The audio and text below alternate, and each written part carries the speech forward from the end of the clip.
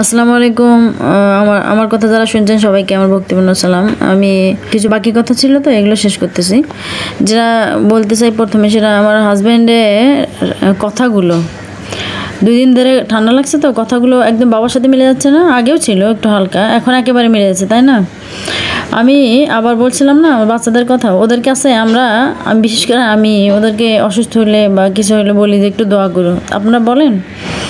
আবার বড় ছেলেটা যখন জন্ম হয় তখন আমাদেরকে ওই নার্স বলছিল তার গলায় নাড়ি পেঁচানো আছে, বুঝছেন? এটা কেন বলেন? আমি আমি আমি যেটা বুঝলাম সে নাকি ভাগ্যবান, এরকম শুনছিলাম আর কি, বুঝছেন? ভাগ্যবান এটাই দয়ার মার কথা বলবেই তো। আর যে কথা বলতে চাইছিলাম, আমার হাজব্যান্ডকে আমি আপনার মনে হয় 15 সালে, আপনারা বুঝতে পারেন নাই, আপনাদেরকে মনে বলি নেই যে ওনাকে আমি বাইরে পাঠাইছি, বুঝছেন? যে তেল আনবা, ডিম আনবা, হাঁস খাবো, আমি মুরগি খাবো, ঠিক আছে? এগুলো উনি টাকা ছাড়া আনতো, বুঝছেন আপনারা? একদিন তো 5 জন ডিম নিয়ে এসছে, বুঝছেন? এখন একটু কম, মানে ডাইরেক্ট খাইছি, বুঝছেন তো? এগুলো বলার বাকি ছিল, তো এই জন্য বললাম। এগুলো যদি আপনারা বিশ্বাস না করেন সেটা আপনাদের বিষয়, কিন্তু খটকা আনলে সমস্যা হবে। যেটা বলছিলাম, কদর কি বলছিল জানেন? কদর যখন দয়ানমার অশিল্পে গেলেন ওফাতের পর, তখন আপনারা জানেন না, এটা বলিনি আমি, যে ঢাকনা মর্গ উঠতেছিল না, যে বাবাকে ফোন দিছিল, বাবা বলছে বিপ্লবকে ধরতে, আপনারা জানেন না? উনি যখন ধরছে তখন উঠে গেছে, আর কেউ ধরলে উঠে না, বুঝছেন তো? ওঠার পরে উনি যখন বাসায় আসছে, আমি কিন্তু ওনার প্যান থেকে, রুমাল থেকে অনেক সুঘ্রাণ পাচ্ছিলাম। আপনারা বলছি কিনা জানি না, এই সুঘ্রাণটা কিন্তু আমি এখনও হঠাৎ পাই, বুঝছেন? এই সুঘ্রাণটা যখন ওনাকে আমি বললাম এটা কী করছিল এটা দিয়ে, উনি কো আরে আমার ঘাম হচ্ছে। আর প্যানের নিচের সাইডে ঘ্রাণ কেন? বালি কিন্তু অনেক সুঘ্রাণ, এটা কী করছো? আর এটা বাথরুমে রাখো। উনিও বুঝতে পারতেছে না, আমি তো বুঝতে পারছি সুঘ্রাণটা, ওই সুঘ্রাণটার কথা বাবাজান বলছেন না পরে, যে এই সুঘ্রাণ যেখানে পাবেন আপনারা সেখানে সেজদা দিবেন। আসলে এই সুঘ্রাণটা 40 দিন পর্যন্ত উটের খামারে একদম ভরপুর ছিল, তাই না? পরে কমে গেছে। যেটা বলছিলাম আমার বাকি কথা, বাবাজান ওফাতের পরে ওই যারা রসের বেজিত কদর কী বলছে আপনারা শোনেন নাই? তাদেরকে উপরে লানত দিতেছে, বুঝছেন? মানে ওর কাছে যেতে হবে, আর আমাকে যেতে হবে, ওর কাছে দেখা করতে হবে, ওর কাছে যেতে হবে, বুঝছেন? আর ওর কর্মীদেরকে ও কিন্তু কখনো বাবাকে যাচ্ছে দেন, আপনারা জানেন না সেটা? আর আমার হাজব্যান্ড কী করতো, ওর কর্মী ছিল, এটা তো আপনারা জানেন, মানে একে পার্সোনাল পিএস, বুঝছেন? উনি ওখান থেকে বাবার কাছে দেখা করতে যেত। হ্যাঁ, তখন এই ব্যাটারা আছে না, কদর কী বলতে জানেন? বেশি মধু খাওয়া ভালো না, বুঝছেন? বাবার কাছে যেতেই দিবে না, সে কোনো কর্মীকে পাঠায় না, বুঝছেন না? আর তাদেরকে লানত দিচ্ছে, বুঝছেন তো? তাহলে এই কোন লেভেলের কে, বুঝছেন? এগুলো ও রাবণ কংস, বুঝছেন? আর যে কথা বলছিলাম, আমাদের বিয়ের কাহিনী তো এটা, বাবাজান বিয়ে হওয়ার পরে প্রায় 1 বছর 6 মাস বলতেই আছে, মানে যে ব্যক্তি ওখানে ছিল মিলাদ পড়ালো, তারপর বিয়ে হলো, উনি হলো মৌলানা শরীফুল সম্ভবত। উনি এবং ওনাদেরকে জিজ্ঞেস করতেছিল কে কে ছিল, ওই যে হামিদ ছিল, এরকম অনেকে ছিল পত্রিকা অফিসে। তখন বাবাজান জিজ্ঞেস করতেছিল ওনাদেরকে, আপনারা কি শান্তি পেয়েছেন? ওনারা সবাই বলছে হ্যাঁ আমরা অনেক শান্তি পাইছি, বুঝছেন? আর আমাকে বাবাজান জিজ্ঞেস করতেছিল পাশের রুম থেকে, আমি কিন্তু দেখা করিনি, আপনাদেরকে বুঝতে হবে। তখন বাবাজান আমাকে জিজ্ঞেস করতেছিল বাজার পছন্দ হয়েছে, মানে বাজারগুলো অনেক দামি বাজার করছিল, বুঝছেন? মানে মার্কেট যেগুলো ছিল এগুলো আবার দয়ার মা দেখতো, বুঝছেন? বাবার আমাদের পাঠানোর পরে মা এগুলো দেখছেন। আর যে কথায় আসছিলাম না, ওনাকে উনি যখন বাবার সামনে প্রাইজ দিত তো ওই বাচ্চাদেরকে অনেক কাছে রাখতো, আবার বলতো বাবাজান যে বাসায় নিবা, এগুলো বলতো। আগে তো দয়ার মা করলো, তাই না? আগে দয়ার মা আমি যখন নিয়ে গেলাম, তারপরে আমি গ্যাপটা পাচ্ছিলাম না, তো আমি রেগুলার দয়ার মার কাছে যেতাম। এটা তো জানেন আপনারা। তো বাচ্চাদেরকে বাবাজান কথা বলছে বাচ্চাদের সাথে, বুঝছেন? বলে উপরে যে খায় যে এগুলো বলতো। তারপরে একদিন একটা লোক ফলো করতেছিল, বুঝছেন? এই লোকটা কে আসলে আমি ওই জানি না। আমার হাজব্যান্ড আবার কক্সবাজারে যখন ওই বেডিটার কথা আমি উচ্চারণ করতে চাই না, ওই জামাই মরছে, দেবর মরছে একসাথে, বুঝছেন? আরেকটা কী হয়েছে, আরেকটা মানে একদম কান এবং বোবা হয়েছে, কানও শোনে না, মুখেও কথা বলতে পারে না, বুঝছেন? আচ্ছা, এই বিষয়টা নিয়ে আমাকে বাবা কেন জড়াচ্ছে বলেন তো? আর মাও জড়াচ্ছে। কী কয় জানেন? মা তুমি মানত করো না এই বেড়ার জন্য। বলো আমার কে বলেন তো? ওর জন্য মানত করবো কেন? এখন বুঝতেছি, জানেন, এটা আমার কাজ ছিল, বুঝছেন? আমি এখানে যদি না জড়াইতাম তাহলে এই লোকটা ভালো হতো না, এবং ভালো না হলে সে দয়ালমার উপর খটকান্ত, তাই নয় কি? এই জন্য এখন বুঝলাম যে এই বিষয়টা নিয়ে মা তো, এটা তো আর আমি ভুলে গেছি। বলেন অন্য জন্মের কথা কি মনে থাকে? এটা হলো আমার কাজ, এই জন্য। আর যেটা বলছিলাম না বাকিটা, যে বাচ্চাদেরকে বলতো, কিন্তু ওই যে লোকটা শুনতো, এই লোকটা বলছে আমার হাজব্যান্ডকে, শোনেন আপনার কথা যে এত বেশি বাবাজান বলে, এরকম আমি কোনো কারো কথা বলতে শুনি নাই। আপনি কিন্তু মূল্যের দিকে থাকবেন, আপনারা বুঝছেন। এরপরে আর বেটা নেই, বুঝছেন। তারপর আরেক বেটা কি বলতেছিল, বলে আমাদের দুজনের কথা যখন বারবারই বলতেছিল বাবাজান, এই বেটিটা কক্সবাজারে মরার পরে বেটিটার জামাই, মানে সে কী করছিল জানেন, একদম ল্যাংটা হয়ে কক্সবাজারের ওখানে বসেছিল ওই লাবণী পয়েন্ট, জানেন আপনার। আমার হাজব্যান্ড গেছিলো, দয়ালমা বলতেছিল আমাকে, তখন দয়ালমার কাছে আমি দাঁড়াচ্ছিলাম, বলতেছে তোমরা যাও প্লেন দিয়ে যাও, প্লেন দিয়ে জানিয়ে এসো, বুঝছেন। মানে এরকম হয়। আবার আমি যখন বললাম, আমি কিন্তু এর আগে স্বপ্নে দেখছিলাম যে ওর বিশাল বড় একটা অপারেশন হবে, এই মার কাছে না বলে যাচ্ছে। আমি বলছিলাম যে এই মারা বলিস না কেন, হ্যাঁ। তখন দয়ালমার কাছে যখন আমি বললাম, ওর ওই নিউজটা শোনার পরে, এর আগে আমার হাজব্যান্ড কিন্তু বলছিল, কী বলছিল বুঝছেন, বলছিল যে এরা যদি ওরা তো কক্সবাজারে, বুঝলেন, আমারও ইচ্ছে ছিল, যাওয়া হয়নি আর কি। তখন ওদের সাথে যাওয়ার ইচ্ছে ছিল। তখন আমার হাজব্যান্ড বাসার থেকে বলতেছিল এখানে যদি দুটাই মরে যায় তাহলে কী হবে, বুঝছেন। এটা বুড়ি ছিল সামনে, বুড়ি তখন বলতে কিছু মাইন্ড করতেছে না। পরে যখন খবর আসলে এর কিছুক্ষণ পরে যে দুইটাই মরছে, বুঝছেন, তখন আমার মানে একটা লাশ খুঁজেই পাচ্ছে না, একটা পাইছে, বুঝছেন। এটার পরে অনেক পরে খুঁজে পেয়েছে, দয়ালমার কাছে বলার পরে চোখ টোক ছিল না, বুঝছেন।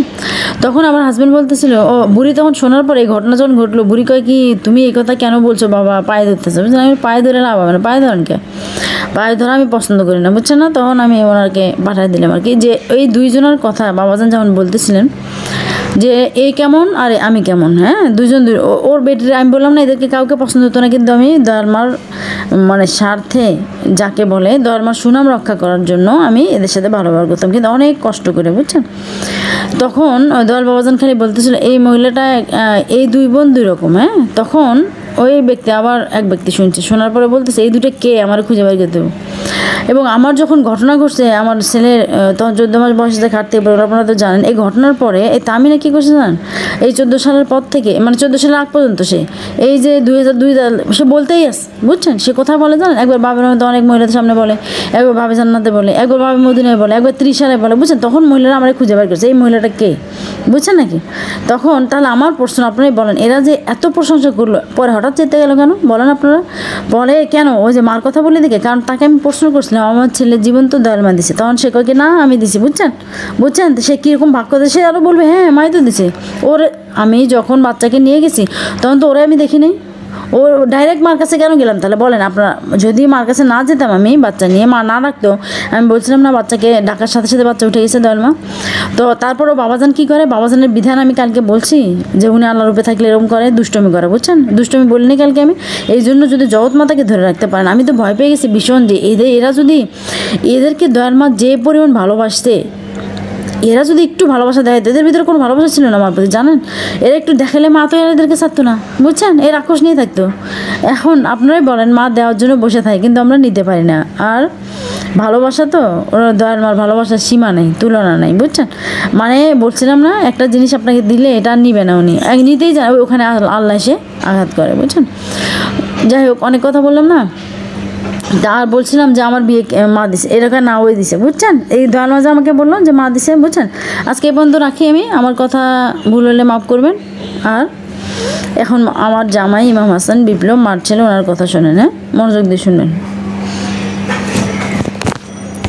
শুকরান, আলহামদুলিল্লাহ।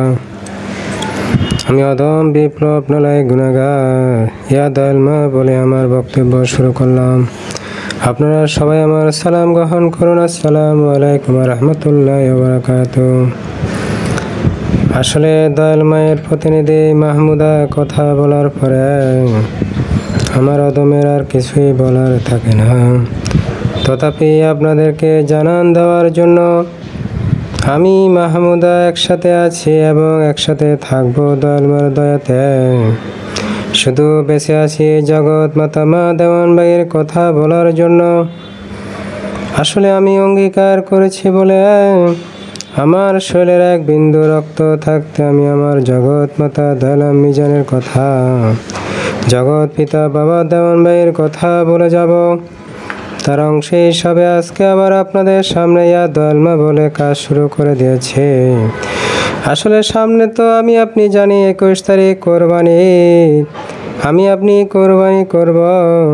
তাহলে কোরবানির হাকিকত আমাকে আপনাকে জানা অত্যধিক প্রয়োজন। মাহমুদার কথাগুলোর মধ্যে যেমন কোরবানি নিহিত, অর্থাৎ ব্যক্তির স্বার্থকে কোরবান দিতে না পারলে আপনি কিভাবে কোরবানি করবেন আমার জানা নেই। তথাপি মাহমুদা যে প্রশংসাগুলো করেছেন তিনি তিনার কাজ করে যাবেন, কিন্তু আমি অদম বিপ্লব তো জানি আমি ব্যক্তি বিপ্লব কেমন, অথচ আমি সদা সর্বদা বলে থাকি আমার যে দোষ ত্রুটিগুলো তিনারা দয়া করে গোপন রেখে তিনাদের সন্তান হিসাবে অর্থাৎ ইমাম হাসান হিসাবে পরিচয় দিয়ে জগৎবাসীকে আলোকিত করার জন্য যে সুযোগ দিয়েছেন তা যে মাহমুদা বলে যাচ্ছেন সাবলীলভাবে, কেউ গ্রহণ করে কেউ গ্রহণ না করে হিংসা করে বিপক্ষে নেমেছে, অসুবিধা নাই। যুদ্ধ তো করতে হবে কারবালাতে, যেভাবে ইমাম হুসাইন আলাইহিস সালাম তিনার নানাজির আদর্শ রক্ষা করার জন্য অকাতরে নিজের জীবন উৎসর্গ করে দিয়েছেন। আমার তো উচিত আমাদের জগৎ মাতা মা বাবা দেওয়ানবাগের জন্য আমার নিজের জীবন উৎসর্গ করার জন্য প্রস্তুত আছি। আসলে কোরবানির হাকিকত বলতে গেলে আমি আপনাদের সামনে একটাই কথা বলতে চাই। শরীয়ত তরিকত হাকিকত মারেফতে কোরবানি কি আছে সবাই জানেন, সব কিছু আপনারা মানেন, আমার কোনো আপত্তি নাই। আমি শুধু আপনার বিবেকের উপর একটা কথা বলতে চাই। কোরবানি অর্থাৎ কোরবান যোগ আমি, অর্থাৎ আমাকে কোরবান করতে না পারলে কোরবানি গ্রহণ হবে না। অর্থাৎ কোরবানি কাকে দিতে হবে দয়াময় আল্লাহ তো আমাদেরকে জানিয়ে দিয়েছেন ইব্রাহিম আলাইহিস সালামের মাধ্যমে প্রিয় বস্তুকে কোরবানি করার জন্য। তাহলে আমার আপনার কাছে প্রিয় বস্তুকে আপনার বিবেকের উপর আমি প্রশ্ন রাখি, আমার আপনার জন্য যদি ওই পশু যদি প্রিয় বস্তু হয় আমার কোনো আপত্তি নাই। আসলে অনেক হাকিকত আছে, অনেক মারেফত আছে, অনেক রহস্য লুকায়িত আছে। আমি বাস্তব একটি কথা বলতে চাই, যেমন আমরা ইব্রাহিম আলাইহিস সালাম এবং ইসমাইল আলাইহিস সালামের মাধ্যমে আমরা মুসলিম জাতি কোরবানি পেয়েছি, তিনাদেরকে আমরা কত সম্মান করি, আমিও ভক্তি শ্রদ্ধা করে বিনম্র চিত্তে তিনাদেরকে স্মরণ করি। অথচ সে দেখুন ইতিহাসে দেখুন সেই ইব্রাহিম আলাইহিস সালাম কিন্তু তিনার কলিজার টুকরা ইসমাইল আলাইহিস সালামকে হারিয়ে ফেলেন নাই। তিনি জগৎবাসীর কাছে একটা উদাহরণ হিসাবে এসেছেন, আমাদের কাছে দৃষ্টান্ত হিসাবে, অর্থাৎ কোরবানি সেখান থেকে প্রচলিত হয়ে আসছে। আমার কথাটা হলো মাত্র 1400 বছর পূর্বে 61 হিজরির দিকে তাকিয়ে দেখুন কারবালাতে যিনি ইমাম হুসাইন আলাইহিস সালাম নিজের জীবন 72 জন সঙ্গে সাথী নিয়ে অকাতরে আমার জন্য আপনার জন্য তিনার নানাজির জন্য উৎসর্গিত হয়েছেন, তিনি কি কোরবান হন নাই? তাহলে তিনার সে কোরবান কোথায় গেল? তাহলে বুঝতে পারেন মুআবিয়ার ধর্ম কিভাবে চলছে, জিদের ধর্ম কিভাবে চলছে। আমি কখনো ইব্রাহিম আলাইহিস সালাম ইসমাইল আলাইহিস সালামকে খাটো করছি না। যদি ইব্রাহিম আলাইহিস সালাম ইসমাইল আলাইহিস সালাম যদি নিজেরা এই আত্মোৎসর্গিত হওয়ার কারণে, নিজেরা এত স্যাক্রিফাইস করার কারণে যদি আজ আমাদের কাছে এত পূজনীয় হতে পারে, সম্মানিত হতে পারে, তাহলে ইমাম হুসাইন আলাইহিস সালাম কি সম্মানিত হতে পারে না?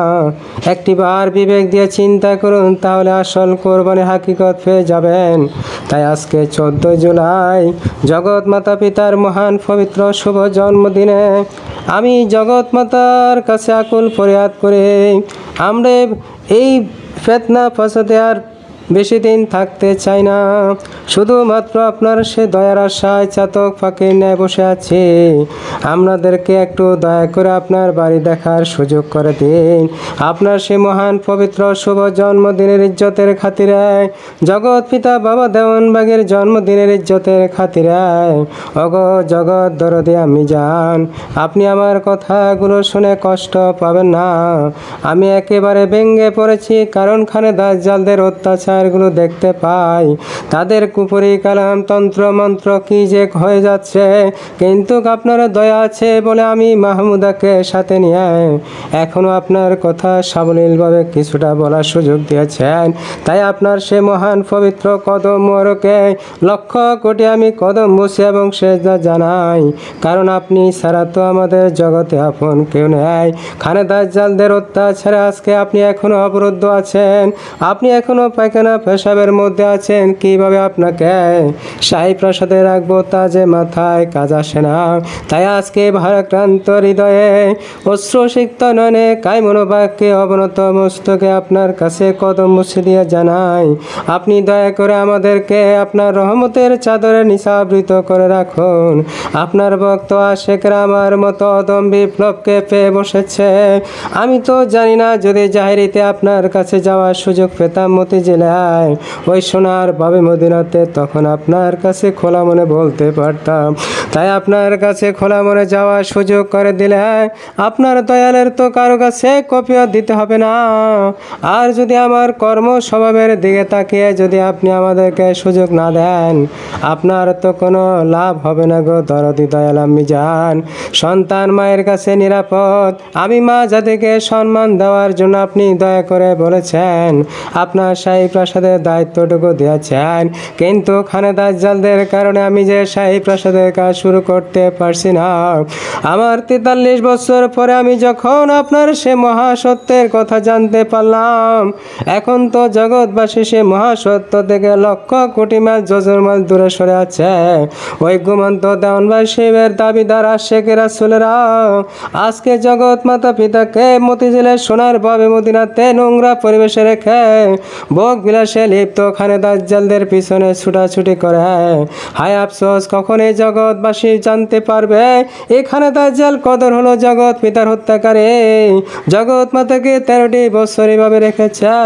তাই আজকে অগো জগৎ মাতা দরদি আম্মি জান, আপনার পরিচয় পাওয়াতে এখন আমার তো আবদার বেড়ে গেছে, আমার অধিকার বেড়ে গেছে। আমার অধিকারটুকু কেড়ে নিয়েছে যারা, তাদেরকে আপনি দয়া করে একটা ব্যবস্থা করে দেন। আমি শাস্তি চাই, আপনি কি আল্লাহ রাসূলকে বলবেন কিনা আমি জানি না। আমার যত মনের চাওয়া পাওয়া যে মুহূর্তে আপনার কাছে আমি বলে দিলাম। আমার মনে ব্যক্ত অব্যক্ত কথাগুলো আপনার কাছে আমি সমর্পিত, আপনার কাছে আমি বললাম। শুধু এখন আপনার কবুল করার বিষয়। ভিক্ষুক যেমন এক দুয়ার থেকে ভিক্ষা না পেলে আরেক দুয়ারে ভিক্ষা করার সুযোগ থাকে, আমি আপনার কদম মোবারকে রুয়ানিতে এসেছি মতিঝিলের সোনার বাবে মদিনাতে। আমার সংসার জীবনে বাস্তবিক জীবনে আমি কোনো মিল খুঁজে পাচ্ছি না। যেদিকে তাকাই খানে দাজ্জালদের অবস্থার দিকে তাকালে আমি যে কষ্ট পাই। তাই আপনার নামের আশেক আপনাকে শাহী প্রাসাদে দেখতে দেখতে আমাদের মরণটুকু একটু দয়া করে ভিক্ষা দিবেন। আর আপনাকে খোলা মনে দেখার সুযোগ করে দিলে আপনার তো কারো কাছে কপিও দিতে হবে না। আপনাকে আবার বিনম্র চিত্তে সম্মান জানিয়ে আমি অদম বিপ্লবিয়া দয়ালমা বলে জগৎবাসীর কাছে উদাত্ত আহ্বান করে ও জগৎ মাতা দয়াল মা ফাতেমা আলাইহিস সালামকে শুধু সম্মান ভক্তি করুন। দেখেন জগতে কোনো অশান্তি থাকতে পারে না। তদ্রূপ দয়াল মায়ের ভক্ত আশেকদের কাছে উদাত্ত বিনীত আহ্বান, কোনো হিংসা বিদ্বেষে না গিয়ে ফেতনা ফাসাদে না জড়িয়ে শুধুমাত্র যেখানে যে অবস্থায় থাকেন শুধুমাত্র ইয়া দয়াল মা পড়ুন। দেখেন আপনার সমস্যা আপনি সমাধান পেয়ে যাবেন। তাই আমি এখন এখানে আপাতত শেষ করলাম। পরবর্তীতে যখন আসব তখন আবার ইয়া দয়াল মা বলে শুরু করব। কোরবানি দেন যাই দেন আমার কোনো আপত্তি নাই, শরীয়ত তরিকত মানেন আমার কোনো আপত্তি নাই। শুধু শরীয়ত তরিকত সব কিছুর মাঝে শুধু ইয়া দয়াল মা ডাকতে থাকুন, তখন দেখবেন শরীয়ত তরিকত হাকিকত মারিফত কাকে বলে তা সহজে বুঝতে পারবেন। এখানে আমি শেষ করলাম। আপনারা সবাই আমাকে ক্ষমা সুন্দর দৃষ্টিতে দেখবেন এবং মাহমুদাকেও দেখবেন। আল্লাহ হাফেজ।